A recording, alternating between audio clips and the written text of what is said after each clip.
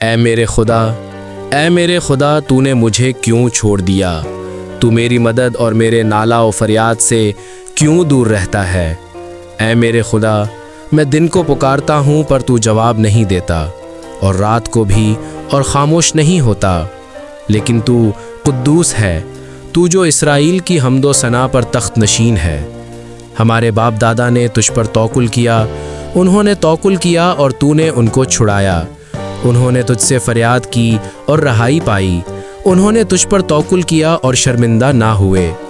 پر میں تو کیڑا ہوں، انسان نہیں، آدمیوں میں انگشت نما ہوں اور لوگوں میں حقیر۔ وہ سب جو مجھے دیکھتے ہیں میرا مضحکہ اڑاتے ہیں، وہ منہ چڑھاتے، وہ سر ہلا ہلا کر کہتے ہیں، اپنے کو خداوند کے سپرد کر دے، وہی اسے چھڑائے، جبکہ وہ اس سے خوش ہے تو وہی اسے چھڑائے۔ پر تو ہی مجھے پیٹ سے باہر لایا، جب میں شیر خوار ہی تھا تو نے مجھے توکل کرنا سکھایا۔ میں پیدائش ہی سے تجھ پر چھوڑا گیا، میری ماں کے پیٹ ہی سے تو میرا خدا ہے۔ مجھ سے دور نہ رہ کیونکہ مصیبت قریب ہے، اس لیے کہ کوئی مددگار نہیں۔ بہت سے سانڈوں نے مجھے گھیر لیا ہے، بسن کے زور آور سانڈ مجھے گھیرے ہوئے ہیں۔ وہ پھاڑنے اور گرجنے والے ببر کی طرح مجھ پر اپنا منہ پسارے ہوئے ہے۔ میں پانی کی طرح بہہ گیا، میری سب ہڈیاں اکھڑ گئیں، میرا دل موم کی مانند ہو گیا، وہ میرے سینے میں پگھل گیا۔ میری قوت ٹھیکرے کی مانند خشک ہو گئی اور میری زبان میرے تالو سے چپک گئی، اور تو نے مجھے موت کی خاک میں ملا دیا۔ کیونکہ کتوں نے مجھے گھیر لیا ہے، بدکاروں کی گروہ مجھے گھیرے ہوئے ہے، وہ میرے ہاتھ اور میرے پاؤں چھیدتے ہیں۔ میں اپنی سب ہڈیاں گن سکتا ہوں، وہ مجھے تاکتے اور گھورتے ہیں۔ وہ میرے کپڑے آپس میں بانٹتے ہیں اور میری پوشاک پر قرعہ ڈالتے ہیں۔ لیکن تو اے خداوند دور نہ رہ، اے میرے چارہ ساز میری مدد کے لیے جلدی کر۔ میری جان کو تلوار سے بچا، میری جان کو کتے کے قابو سے۔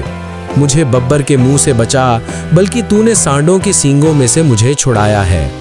میں اپنے بھائیوں سے تیرے نام کا اظہار کروں گا، جماعت میں تیری ستائش کروں گا۔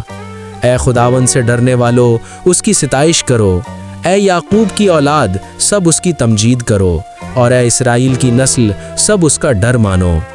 کیونکہ اس نے نہ تو مصیبت زدہ کی مصیبت کو حقیر جانا، نہ اس سے نفرت کی، نہ اس سے اپنا منہ چھپایا، بلکہ جب اس نے خدا سے فریاد کی تو اس نے سن لی۔